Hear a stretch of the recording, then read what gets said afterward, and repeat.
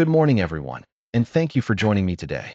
We're going to explore a critical and complex topic, the interconnection between substance use and violence. This presentation will take us through various perspectives, including the biochemical, psychological, and sociological factors at play, as well as strategies for prevention. It's an important area of study that sheds light on how drug and alcohol use can lead to aggressive behavior, and I look forward to diving into these insights with you. Let's begin by defining what we mean by drugs.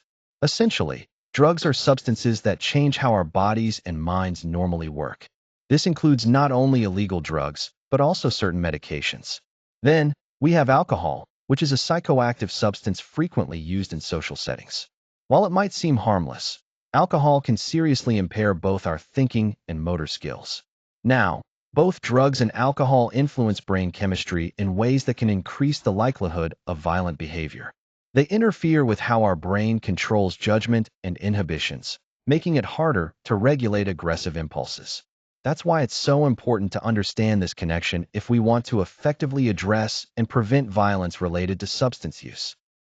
Many drugs affect the brain by interfering with its neurotransmitter systems, particularly those involving dopamine and serotonin. These pathways are crucial because they help regulate our mood and control impulses. When drugs alter these chemical systems, it can lead to increased aggression. This happens because the brain becomes more aroused, but less able to manage emotional responses effectively. For instance, stimulants often make people more irritable, while depressants can weaken the brain's natural ability to suppress violent impulses. Understanding these effects is key to grasping how drug use can contribute to aggressive and violent behavior.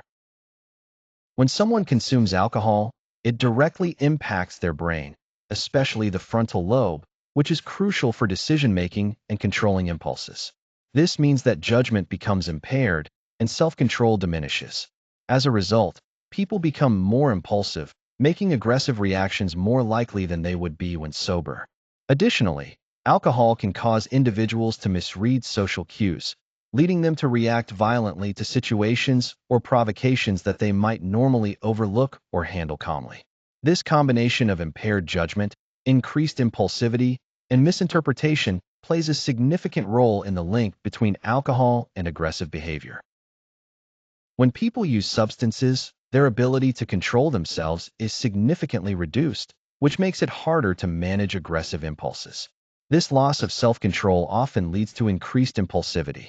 Alongside this, emotional volatility plays a big role. Factors like anger and frustration tend to become more intense, especially when someone is intoxicated. This heightened emotional state raises the likelihood of violent behavior. Together, these changes interfere with normal behavioral inhibition and decision-making, meaning individuals are less able to stop themselves from acting out aggressively or making poor choices. Understanding these psychological factors is crucial in addressing and preventing violent behavior. When we look at substance-related violence from a sociological perspective, several key factors come into play. First, peer pressure and social environments play a significant role. If drug and alcohol use are normalized or even encouraged within a social group, it can lead to an increase in violent behaviors. People often conform to the behaviors of those around them, especially in close-knit groups. Next, cultural norms can have a strong influence. In some communities, substance use is tied to ideas of masculinity or toughness, which can reinforce aggressive behavior. This link between substances and cultural expectations can make it more difficult to break the cycle of violence. Finally, we can't overlook the impact of stressful environments and socioeconomic factors. Living under constant stress, especially when combined with financial hardship or limited opportunities, can exacerbate substance use and the associated violent conduct. These factors create a complex interplay that fuels the cycle of violence connected to substance abuse. Research consistently shows a strong link between substance use and violent crimes, such as assault, domestic violence, and even homicide. The data reveal that individuals under the influence are more likely to engage in violent behavior compared to those who are sober. This isn't just a correlation. Studies have identified specific causes, like impaired self-control and increased emotional sensitivity, which help explain why substance use can lead to violence. Understanding these mechanisms is crucial for developing effective prevention and intervention strategies. When we look at violent behaviors linked to drugs and alcohol, several types stand out. These include domestic violence, street fights, assaults, and robberies. What's important to understand is when these acts typically occur, often during intoxication or withdrawal. In these phases, a person's judgment and impulse control are significantly impaired, which heightens the risk of violence. Substance use doesn't just increase aggression on its own, it can also escalate conflicts, turning what might have been a minor disagreement into a more intense and potentially dangerous confrontation. This connection between substance use and violence underscores the complex challenges involved in addressing these behaviors. When it comes to prevention and intervention strategies, education campaigns are vital. These campaigns help raise awareness about the risks associated with substance-related violence, informing people so they can make safer choices. Treatment programs also play a crucial role, especially those that focus on addiction and emotional regulation, helping individuals address the root causes of their behavior. Law enforcement efforts contribute by working to reduce the availability of drugs, which can directly lower incidents of violence linked to substance use. On top of that, community support is essential. Strong communities can provide the care and resources needed to break the cycle of violence. Lastly, early intervention is key.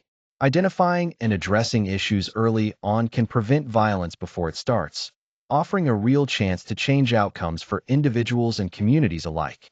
When we talk about creating safer communities, it's important to recognize how closely linked drugs, alcohol, and violence are.